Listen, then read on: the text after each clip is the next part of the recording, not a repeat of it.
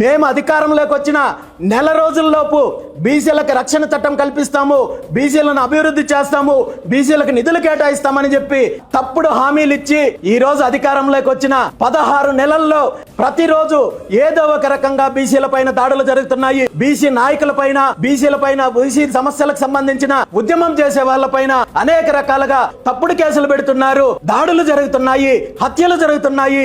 వీటన్నింటినీ పట్టించుకునే పరిస్థితుల్లో ఈ రోజు ప్రభుత్వం లేదు.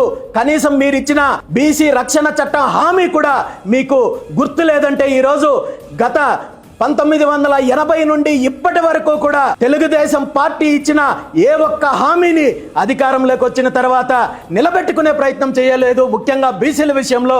ఎందుకంటే 1983లో అధికారంలోకి వచ్చిన తర్వాత ఎన్టీ రామారావు గారు ఏర్పాటు చేసిన మురళీధరన్ కమిషన్ ఇచ్చిన రిపోర్టుని ఇప్పటి వరకు కనీసము బయటకు తీసుకొచ్చే ప్రయత్నం చేయలేదు.